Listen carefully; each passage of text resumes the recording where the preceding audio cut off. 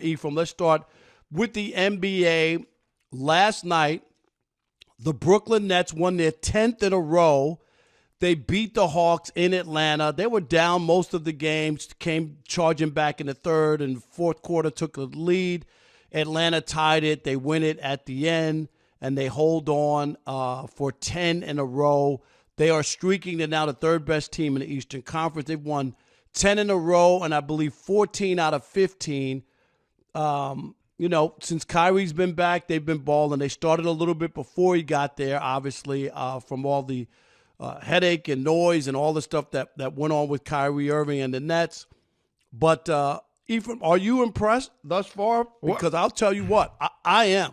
Look, as much as I hate to do this because my little brother, he's Brooklyn all day, Sutton. Brooklyn stand up. Right? Like, Bed-Stuy, Sutton. Like, I have to deal with all of that. So we have a little shoe group that we talk trash about and, about everybody's teams. Of course, my team's the Lakers and my brothers and a couple other guys are the Bulls. Right. But my boy Omar, his team is Brooklyn. Right? Where'd that come from? He from Brooklyn. Okay. Right? Okay. My mother, son. My mother still living where I grew up on my block, son. Like, right? You get it. You from Jamaica, Queens. I know guys like that who talk like that, son. and it's a real, yes. Yo, son, who that, son? Like I get the whole New York, Brooklyn, everything. So as much as I hate to give Brooklyn their props, look, my job is to speak the truth, and the truth is they're playing great basketball. The truth is, Steve Nash should never have been the coach. Yep. The truth is, once they all bought into the same system, the Kyrie episodes, the Kevin Durant wanting to be out, even the Ben Simmons sightings, right? He's coming. He's playing defense. He's going to do his thing. The noise, we haven't heard any noise. 100%. No noise. All you hear is basketball. Right? And that is the difference. When distractions are abundant, you can't hear anything but the distractions and not the basketball. Right now, out of Brooklyn, all we hear is shoes squeaking on the ground and ball swishing through the nets. That's it. That's the difference, right? There's a sense of trust and camaraderie in that locker room that was fractured all the way back to the vaccine thing a couple years ago, right? It just needed time to mend. Right, we saw in this offseason, KD wanted out. I want to be gone. You got to trade me. And I give the Nets credit, the ownership, because they weren't going to give him away. They said, we're not giving you away. If we can't get a comparable deal, you signed a 4-year extension, right? With a no trade. That's exactly right. And they held to their grounds. They said, we're not giving you away, which was very smart. And, even I give them one other thing they did. And Jacques Vaughn has been tremendous as the coach. And what I liked, Ephraim, is they took the interim tag almost off immediately when they started playing and the players were responding to him. But Udoka, remember there was talks that they were going to get Udoka. Yeah. And somebody got to the owner and said, dude, after all this Kyrie stuff, this is not the right move. Like, this isn't the right move. And they pushed back from that.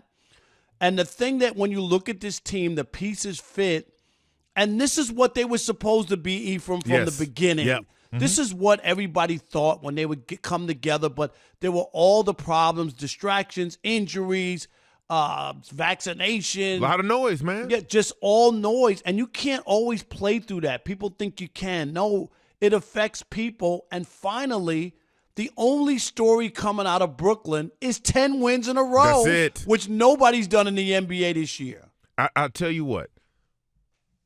People have this assumption that professional athletes are somehow, especially during their season and when they're playing, they're impervious to stress or negativity or any of those things.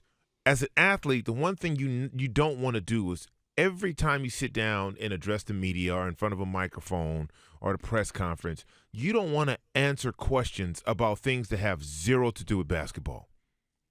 It's nauseating. It'll drive you crazy as a player. And that's what the Brooklyn Nets have been for the last couple years. No doubt. They've been asked questions about things that have zero to do with the team chemistry on the court, the plays, the wins, the losses, it was always about something else. And so you tune that out, and it affects how you the dynamic on the court. And there's never been an issue about can Kyrie play. No. I mean, he's a hell of a basketball player. He really is. Last night, I think he had 15 of his 28. Ephraim in the fourth quarter knocked down a huge three at one point during a run by the Nets. You don't hear anything about Kyrie, right? Zero. Like it's just about basketball. But you know, the bigger question, and I know a lot of people are like, well, but they're not going to beat the Celtics or the Bucks. We're not even there yet. We're not there. We're not there yet. Thank you. Like that's too easy to try to dismiss everything and say it's going to come down to that. We don't know. We're in June. How right. we get to June? We're not even in 2023 yet. Right. We have to look at and look at what's happening now, and what's happening right now is that they're the best team in the league and they're playing like it. And that doesn't mean that they're going to win the championship automatically, but let's take a look at where they are now.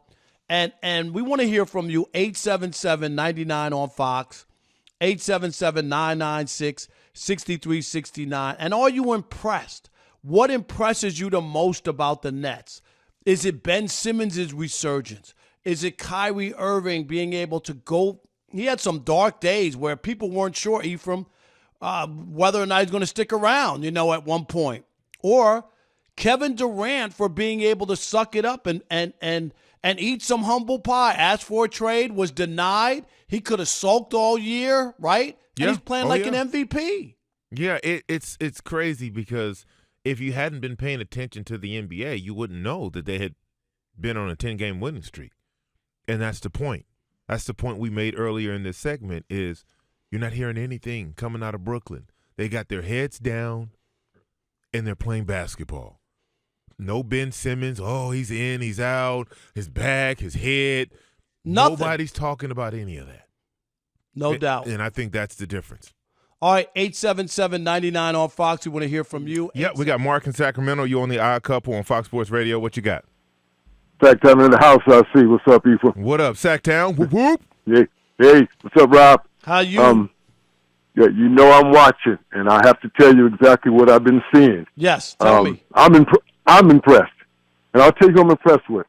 I'm impressed with the demeanor and the focus of Kevin Durant, not because of Kyrie, not because of Ben Simmons, but because those other players, you always talk about making somebody better. Yep. Look how those other players are playing with Kevin Durant. Before Kyrie even got back, those guys he was giving those guys confidence before Kyrie got back. I agree with that. I agree with that, Mark. And he's found a way to speak to the media without being combative. He's going to these press conferences. He's being engaging. He's being informative. He's being non-combative. He has put down the shield. He has, Mark. He has. And he seems to be speaking for them. I finally say this. We said this about him. You, me, and Chris said he didn't have the personality to take over the team. He has taken over this team. He's speaking for it on the court and off. And I'm impressed with that more than anything else. And yes, I'm impressed with that. I want to say one other thing, though. Watch out because Philadelphia had won 8 in a row, and they just lost last night. So they won 8 out of 9 without Terrence Maxey for a month. So you definitely watch that. So no doubt. Thanks, Mark. Appreciate that, you. Mark. We got Dre in Michigan. You on the Odd Couple, Fox Sports Radio. What you got? What's going on, Rob Parker, the hardest working man in radio? Man, I don't have those deep pockets like everybody else. I got to work and grind. You know that. Yeah, I see you called in to Vinny Johnson of the Odd Couple because he come off the bench every time with it. He can bring that fire every time. You already know. You always have it, man. Not as much. Hey, man, I'm impressed with Kyrie, bro. Seriously, man. I had the pleasure, me and my son went to the game when they played the Pistons last week. Okay. And to see the focus in this man's eyes, man, it was kind of scary because he was looking like, I'm about to do what I'm about to do, and there's nothing you can do to stop me. You know what I'm saying? And after everything that he's been through, I mean, it was bad. So, I mean, he was in hell for a minute. Yeah. There ain't no doubt about it. For a minute, right. But they say you're only strong as what you come up against. And he came up against a lot, and still to see the focus he has, but at the same time, like during the timeouts, he's smiling and everything. I'm like, that he earned my respect on that one. So I got to give it up for Kyrie. All right, Dre. Appreciate Absolutely it. right, Dre. 877-99 on Fox. We got MJ in New Orleans. You on the Odd Couple on Fox Sports Radio. What you got? Happy Theme Show Thursday, guys. Yes, sir. you too, What's brother. up, MJ? What's going on? Hey, I'm impressed that Kevin freaking Durant, Kyrie, Ben Simmons, and the Nets didn't let the media, naysayers, and the talking heads convince them to embrace the villain role. They didn't fall for that banana in the tailpipe like that guy when he traveled to Miami. I was also waiting for T.J. Warren to lace him up also, which makes me believe KD is in that MVP conversation. Kyrie is an all-star. And hey, Ephraim, Yo. you still think Kyrie should come off the bench, man? No, I don't think you should come off the bench at all. I mean, the way they're playing now. The way they're playing now, I wish the Lakers would have made that trade, man. I'm dying over here. Yeah, hey, what an addition he would add, but I knew Brooklyn wasn't going to help the Lakers. There ain't no way they were going to. Nobody want to help the Lakers, right. man. For Westbrook, let's squeeze another one in. We got one more. Thank you, MJ. Appreciate you. We got Brandon in Riverside. IE, stand up. You on the Odd Couple. What you got? Hey, how you doing, guys? I love the show. Thank you, bud. We appreciate it. You know it. Yeah, I'm more impressed with Kevin Durant. Not that I didn't know that he's a baller and he can score anytime he wants to. Right. I for the first time I actually see the leadership that he's doing with this team this year, and of course I'm really happy because I picked Brooklyn to come out of the East this year, so I'm just glad they got it together. And Ben Simmons looks like he's getting more and more comfortable in his role, and he knows what to do. And of course Kyrie is going to be Kyrie because we know he can. Just score anytime he wants to. But I'm more impressed with KD just leading his team and cutting out the noise and just playing basketball, as he loves to say. Because he loves to say, I just want the ball, No doubt. And it could have been, Ephraim, a disaster. You ask for a trade. You don't get traded.